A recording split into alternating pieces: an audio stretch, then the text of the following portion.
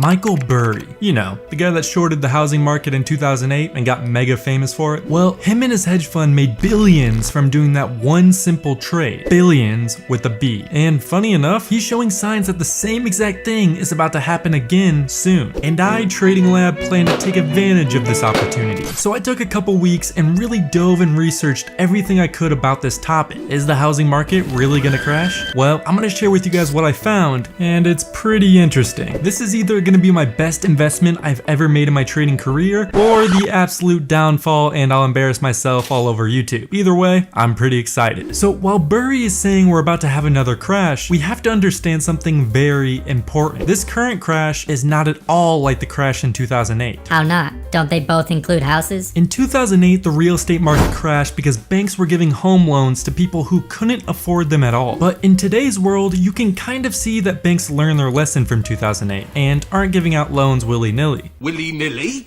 So if they aren't giving out bad loans, how is the housing market supposed to crash again like it did back in 2008? To find that answer, we have to rewind a bit.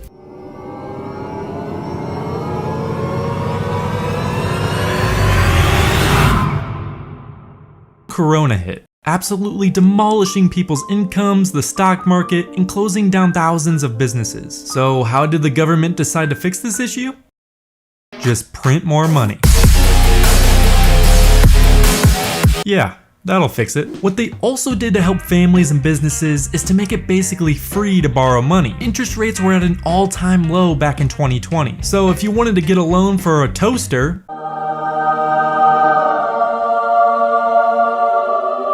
I mean, I don't know why you would want to get a loan for a toaster anyways, but let's just go with it. When you went to the bank for that toaster loan, interest rates were so low that you could basically borrow that money for free. For free?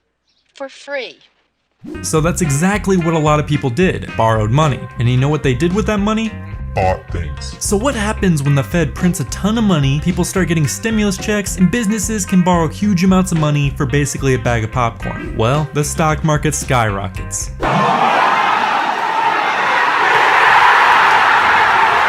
So while everybody is enjoying their huge gains from the stock market hitting all-time highs, companies are loving their lives because they can borrow huge amounts of money for basically no cost. Jerome Powell, the guy that controls the moneymaker machine, well, let's just say he went a little too crazy with the money-making machine. We printed 40% of all US dollars in the span of 12 months. And you know what happens when you print that much money out of thin air and have extremely low interest rates? Then we'll reinvest the earnings into foreign currency accounts with compounding interest, and it's gone.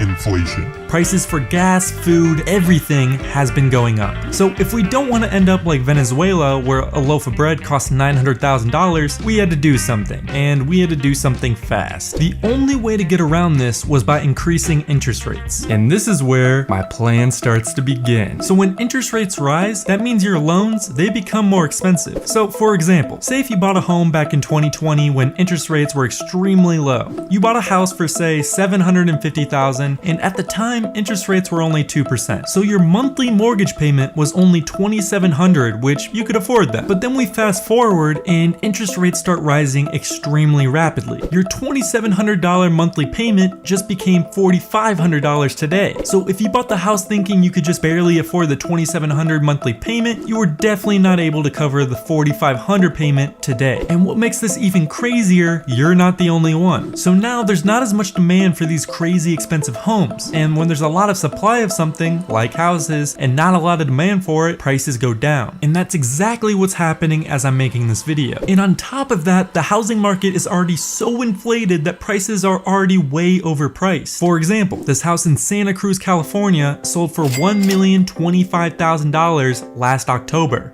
I wish I was kidding. So yeah, it's fair to say the housing market is inflated, and with these current interest rates, people won't be able to afford the houses they once could. And more importantly, people that want to buy houses are gonna have to search for cheaper ones. So real estate agents are gonna have a tough time selling their houses and are gonna have to drop their prices a lot. If you sold your house back in 2020, you could list it on Zillow, eat a bag of chips, and by the time you were done with the chips, your house would have sold. If you tried to sell a house now, well, let's just say you're gonna need a lot of chips. So obviously I have a pretty pessimistic view of the housing market in its current state. And who knows, this housing bubble might not even be a bubble and housing prices will just continue to flourish forever.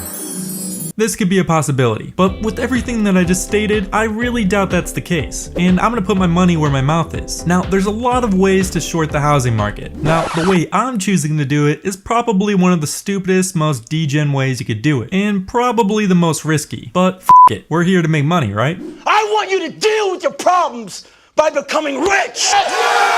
Now, you may be asking, How are you gonna short the housing market? well, I'm actually going to be showcasing all my investments on Gainy. Gainy is basically an app that helps you invest in the form of thematic stock collections around an industry, rather than an individual stock. So if for some reason you think the crypto mining industry is going to go up in the near future, they have a section of popular crypto mining stocks that you can invest in. Gainy will actually keep track of the performance of these stocks and remove or add stocks based on their performance, so your portfolio is always optimized and up to date as it can be. You can also filter your stock portfolio based on your interests, your financial goals, or even your risk profile. So I actually made my very own portfolio on Gainy where you can see all the stocks I'm investing in for this potential housing market crash, and even see how they are performing since the making of this video. So if you want to go check out my portfolio, I'll leave a link in the description, and if not, I still encourage you to check out the app because it can give you some pretty good investment ideas. So yeah, I'll be showing everything I'm investing in for this video on Gainy.